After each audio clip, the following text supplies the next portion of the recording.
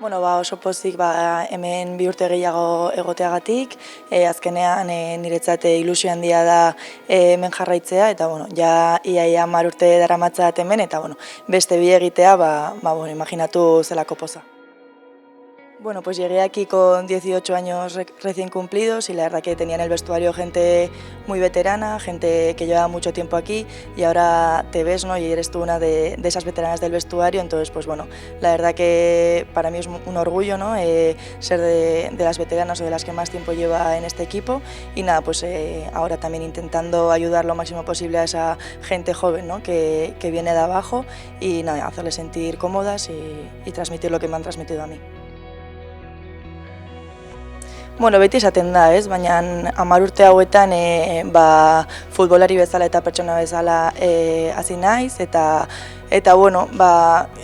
aldagelan daukagun giro hori, hurbiltasun hori, laguntasun hori, uste dut ez dagoela beste aldagela batean eta alde horretatik ere oso pozik, ni pertsona oso gertukoa naiz, laguntza gustatzen zait eta hori aldagela honetan dut eta 2 urte gehiago egotagatik oso pozik. Momentu asko bizi izan ditut, batzuk oso onak, beste batzuk sufritu egin ditudanak, bai pertsonalki, bai taldean eta momentu horitatik ere asko ikasten da, orain heldutasun hori daukat eta saiatzen naiz txikienei edo gaztetxoenei hori transmititzen eta haiengandik hurbil egoten.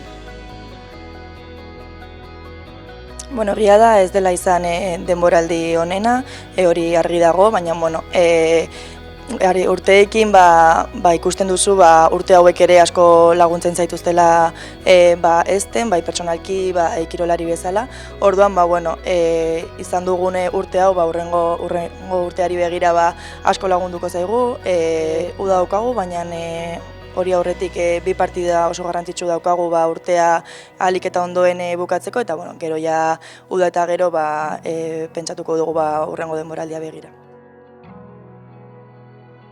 La verdad que creo que me caracterizo mucho por el trabajo que nunca falla, ¿no? En mí y sí que luego pues podré estar más acertado o menos, pero ese trabajo que hago a diario y en cada partido, luego también intento ayudar mucho a las jugadoras jóvenes, ¿no? a que se establezcan o a que estén en el equipo de una manera en la que puedan aportar y puedan sentirse cómodas y a gusto, entonces creo que eso es algo también que me caracteriza y pues espero también seguir dando guerra estos 2 años, seguir metiendo goles si es la manera de ayudar al equipo y nada, espero también crecer mucho como persona y como futbolista, así como he crecido en estos 10 años.